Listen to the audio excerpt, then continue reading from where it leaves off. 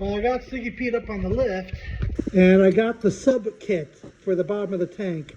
So I'm draining the fuel out, and we'll drill the rest of this hole out.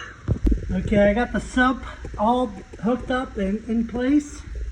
I put 25 gallons in the tank, but one thing I noticed, my fuel gauge is not working anymore. So it's still reading, when it was empty, and even right now at 3/4, it's only reading 1/4 of a tank. So that's something I'm gonna have to fix later.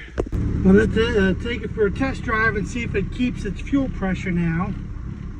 With the fuel gauge not working, I'll just go back to what I used to do. Fill it up all the way, reset the trip, and after about 400 miles, fill it up again. Okay, this road is closed because of doing work on the twin bridges, so this section of 435 is completely available. I'm going to go where it's a nice little straightaway and give this a try. And now I'm running into electrical problems. The alternator is not putting out power. There's not enough power for the gauges. The gauge is mechanical. I just want to see if this comes up to at least 50 pounds of boost. So got the nice straight uphill section.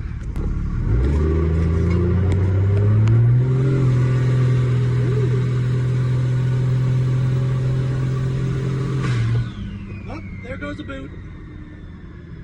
That's a rubber boot right there.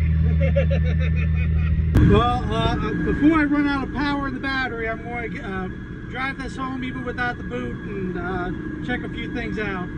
Yep, there's the boot that came off. Well, the threads were no good on the other clamp. I just put a new clamp on there. Now I'm going to take a look at the alternator, see why it's not charging. Well, it looks like I'm going to need an alternator. Power is hooked up to it and everything properly, and it's not putting out any juice. So I already took this for a test drive. Now I got my brother Willie in here. Here's from a dead spot. Here's a dead spot right here. That way you can see the boost and miles per hour.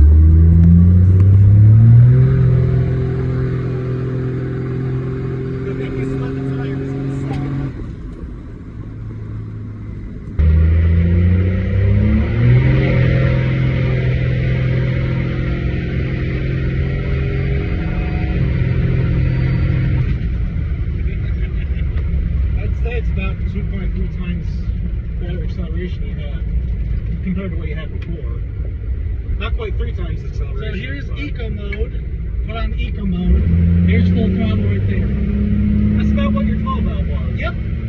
Eco mode is my 12 valve. Maybe a little bit more than what the 12 valve was, but. And then you flip it over to race mode, and then you got this. Well, that turbo is a heck of a thing. Yeah. It takes a while for it to spool up because it's a big turbo. Yes, but the funny thing is the audio input is like a indicator of what to brace yourself for.